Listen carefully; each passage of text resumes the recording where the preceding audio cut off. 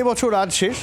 আমরা কয়েকজনের সঙ্গে কথা বলেছিলাম এবছরটা কেমন গেল, টাকা পয়সা জমলো টমলো কিছু, সবারই মুখ বেজার। মজার হচ্ছে আমি যখন থেকে কেরিয়ার শুরু করেছি তখনও মানুষ তাদের আয়, দেশের অর্থনীতি কিছুতেই স্যাটিসফাই ছিল না, এখনও নেই। ফলে আমরা নিজেরাও কি একটু কনফিউজড। কিন্তু কেন? এক্সপার্টরা বলছেন আগে আমাদের খরচের যে জায়গাগুলো ছিল সে জায়গা অনেকটা বেড়ে গেছে, আরও বাড়বে। ফলে ইনকাম বাড়লেও খরচ লাফিয়ে লাফিয়ে বাড়ছে। তাই আমরা আদৌ কোনোদিনও হয়তো ইকোনমিতে স্যাটিসফাই হতে পারবো কিনা প্রশ্ন আছে। নতুন বছরেও কি তাই হবে?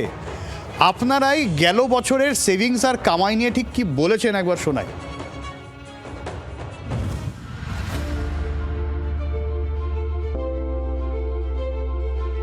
মানুষের গড় আয় কি বেড়েছে? বাড়লে পাল্লা দিয়ে ব্যয় বেড়েছে নাকি ব্যয়ের ক্ষেত্র বেড়েছে? এই সব নানান প্রশ্ন বছরভর থেকেই যায়। অর্থনীতির ধারণাও প্রতি বছরই বদলায়, সেভিংসের ধারণাও বদলায়। এখন মানুষ অনেক বেশি শেয়ার বাজারমুখী। প্রথাগত সেভিংস কারও সেভাবে হচ্ছে না বলেই জানালেন আমজনতা।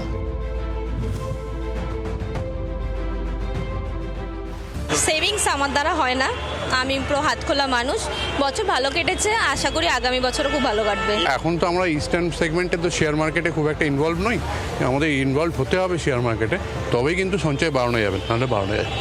যেটা ওয়েস্ট সেগমেন্টে যেটা সেভিংস, মানে সেভিংস তো আজ আছে কাল নেই। যেভাবে দ্রব্যমূল্য বেড়ে চলেছে সব কিছুরই, সেটা গ্যাস বলুন, সেটা কাঁচা বাজার বলুন, সেটা গ্রসারি বলুন, সব কিছু যেভাবে বেড়ে চলেছে সেভাবে যারা মধ্যবিত্ত আমরা আছি তাদের জন্য বেঁচে থাকাটা সত্যি ভীষণ কষ্টের। কারণ দাম টাম বাড়ছে, যা কমফোর্টেবল যায়নি, যতটা পেরেছি ম্যানেজ করতে চেষ্টা করেছি আর কি, বাকিটা হোপফুলি আরও চেষ্টা করব।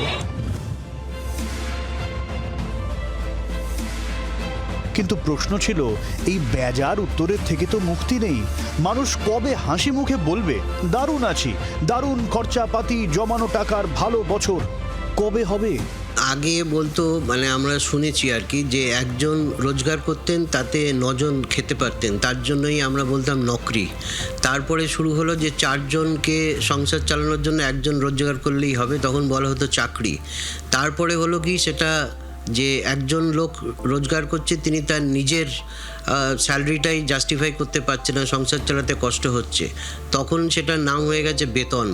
আমরা দেখছি যে ট্র্যাডিশনালি বা হিস্টোরিক্যালি মানুষের যে জীবন ধারণের যে দুঃখ যন্ত্রণা সেটা বাড়ছে, তার কারণে যে মানুষের আনুষঙ্গিক খরচাটা বাড়ছে। এখন মানুষের মোবাইলের খরচা আছে, মানুষের কেবল টিভির খরচা আছে, ছেলেমেয়ের পড়াশোনার খরচা আছে, ছেলেমেয়ের এডুকেশনের জন্য ভালো টিউশনের খরচা আছে। তো সাধারণভাবে যে শুধুমাত্র এই জিনিসপত্রের দাম বেড়েছে তা নয়, মানুষের জীবন ধরনের মানটাও চেঞ্জ হয়ে গেছে। ফলে এ হতাশা হয়তো থেকেই যাবে। সে হতাশারই বহিঃপ্রকাশ সাধারণের গলায়, যেখানে আয় ব্যয় আর সঞ্চয়ের ভারসাম্য রাখতে হিমশিম খেতে হয়। অনেকের কাছেই সঞ্চয়ের নিরিখে 2025 খুব একটা ভালো ছিল না, তারা প্রত্যেকে 2026 সম্পর্কে যথেষ্ট আশাবাদী। আবার অনেকে এরকমও বলছেন 2025 বা 2026 কেন, 2030 বা 2035 পর্যন্ত এই দ্রব্যমূল্যের ঊর্ধ্বগামী বাজারে তাদের সঞ্চয়ের সে অর্থে তেমন কোনো সম্ভাবনা নেই। 24 ঘন্টার জন্য ক্যামেরায় তরুণের সঙ্গে অয়ন, কলকাতা। বাংলার আওয়াজ, বাঙালির আবেগ, জি 24 ঘন্টা।